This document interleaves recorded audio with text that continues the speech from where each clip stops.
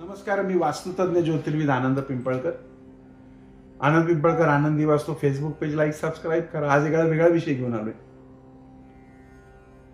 आपण कधी डोंगरामध्ये किंवा दरीमध्ये गेला असेल बऱ्याचदा. तिथे डोंगरावरती आणि तुम्ही आवाज देता खूप मोठ्यानं आणि काही क्षणांनी तोच आवाज आपल्याकडे परत येतो. याला आपण इको म्हणतो. मराठीत याला प्रतिध्वनी असं म्हणतात. हा काही नियम फक्त डोंगरदऱ्यापुरताच मर्यादित आहे का? भारतीय ऋषींनी हजारो वर्षापूर्वी सांगितलंय की आपल्या प्रत्येक शब्दाचाही एक सूक्ष्म प्रतिध्वनी असतो. तो केवळ कानांनी ऐकू येत नाही, तर तो विश्वाच्या सूक्ष्म स्तरावर कार्य करत असतो. पंचमहाभूतांमध्ये आकाश तत्व हे सगळ्यात सूक्ष्म आणि सर्व व्यापी मानलं गेलंय. अंतरिक्ष तत्व, पृथ्वी, जल, अग्नी आणि वायू यांना धारण करणारं कुठलं तत्व आहे तर ते आकाश तत्व आहे. वेदांमध्ये आकाशाला शब्दांचा आधार म्हटलाय. तैत्तरीय उपनिषदामध्ये सांगितलंय आकाशात वायू म्हणजे आकाशातून वायूची निर्मिती झाली आहे. त्यामुळे शब्दाचा जन्म हा आकाशाशी जोडला गेला. आपण जे काही बोलतो तो प्रत्येक शब्द हा केवळ आवाज नाही, ते एक कंपन आहे आणि कंपन आकाश तत्वात नोंदवलं जातं. म्हणूनच आपल्या पूर्वजांनी शुभ बोला, आशीर्वाद द्या, कटू आणि टाळा यावर भर दिलाय. आज आधुनिक विज्ञानही हेच सांगतं की प्रत्येक ध्वनी ही ऊर्जा आहे. ध्वनी लहरी हवेतून प्रवास करतात. प्रत्येक शब्दाची विशिष्ट वारंवारता म्हणजे फ्रिक्वेन्सी असते. आपला आवाज हा दुसऱ्या व्यक्तीच्या मेंदूवर, भावनांवर आणि शरीरावर परिणाम करतो. सकारात्मक शब्द ऐकल्यानंतर तुमच्या मेंदूमध्ये डोपामिन, सिरोटोनिन आणि ऑक्सिटोसिन सारखी आनंददायी रसायनं तयार होतात. वाजायला लागलं की लहान मूल पण असा हात करतं. उलट अपमान, राग, शिवीगाळ आणि नकारात्मक बोलणं यामुळे ताण निर्माण करणारे कार्टिसोल वाढू शकतात. याचाच अर्थ आपल्या शब्दांचा परिणाम फक्त दुसऱ्यांवरच होत नाही, तर तो त्या प्रतिध्वनीप्रमाणे आपल्यावरही परत येतो. याला आपण आध्यात्मिक भाषेत इकोचा नियम म्हणू शकतो. तुम्ही एखाद्याबद्दल प्रेमाने बोललात, शुभेच्छा दिल्यात, मनापासून त्याच्या कल्याणाची भावना ठेवलीत,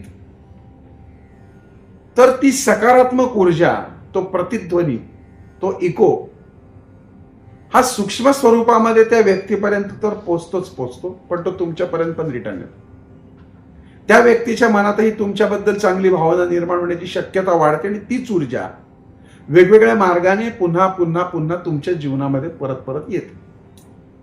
अर्थातच निंदा, मत्सर, द्वेष, अपशब्द जर वापरत असाल तर सर्वप्रथम त्या नकारात्मक भावनांचा परिणाम आपल्या मनावर होतो. आपले विचार अस्वस्थ होतात, चेहऱ्यावरती ताण दिसू लागतो, आपल्याला सुख मिळत नाही, सतत मानसिक स्थिती बिघडलेली असते, मानसिक शांतता कमी होते. आणि म्हणूनच संत तुकाराम महाराज म्हणतात की वाणी अशी बोलावी मनाचा आपुलेपणा वाढावा. भगवद्गीतेच्या 17व्या अध्यायामध्ये आपलं ज्ञानेश्वरी चालू आहे बघा, जरूर पहा त्याच्यामध्ये. या भगवद्गीतेच्या 17व्या अध्यायात भगवान श्रीकृष्ण वाणीचं तप सांगताना म्हणतात, अनुद्वेगकरम वाक्यम सत्यम प्रिय हितम चेत.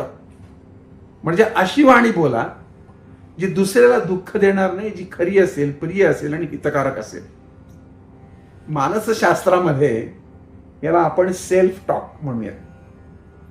म्हणजे स्वतःशी आपण कसं बोलतो ते सेल्फ टॉक.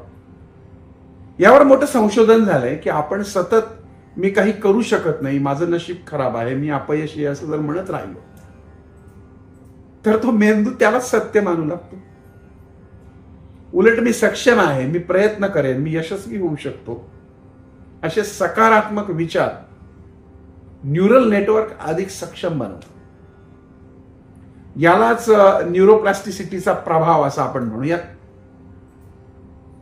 आणि म्हणूनच आपल्या प्रत्येक शब्दामध्ये निर्माण करण्याची शक्ती असते आणि जशी निर्माण करण्याची शक्ती असते तशीच नष्ट करण्याचीही असते. मग अशा भारतीय परंपरेमध्ये मंत्रांना का बरं महत्व दिले? कारण मंत्र म्हणजे विशिष्ट ध्वनिकंपनाची रचना. हजारो वर्षांपासून ऋषींनी अनुभवलंय की योग्य उच्चारानं निर्माण होणारी स्पंदनं मन, शरीर आणि वातावरणावर सकारात्मक परिणाम करतात. आणि म्हणूनच चांगले मंत्र, आपल्या इच्छित देवतांचे मंत्र हे सातत्यानं म्हणावेत. गायत्री मंत्र असेल, महामृत्युंजय असेल, अथर्वशीर्ष असेल, नामजप असतील. म्हणून कोणतंही साधं नाव जरी तुम्ही श्रीराम जरी म्हटलं तरी मनाला शांती प्राप्त होते. मनापासून केले तर त्याचा तुम्हाला नक्की अनुभव येतो. या सगळ्या व्हिडिओचा सार एकच आहे की आपण जे बोलतो त्याचा प्रतिध्वनी आकाशातून दुसऱ्यापर्यंत जातो आणि तो परत आपल्याकडे येतो. हा आध्यात्मिक आणि तात्विक दृष्टिकोन आहे. आधुनिक विज्ञानानं अशा सूक्ष्म आध्यात्मिक ऊर्जेचं थेट मोजमाप सिद्ध जरी केलेलं नसलं तरी ही ध्वनी लहरी, मानवी संवाद, भावनिक प्रतिक्रिया आणि सकारात्मक नकारात्मक भाषेचा मानसिक आरोग्यावर होणारा परिणाम हे विज्ञानानं सुद्धा निश्चित मान्य केलेलं आहे. चला तर मग आपण सकारात्मक बोलूयात आणि सकारात्मक विचार करूयात. आवडला असेल लाईक, सबस्क्राईब करा, शेअर पण करा. पुन्हा भेटूया.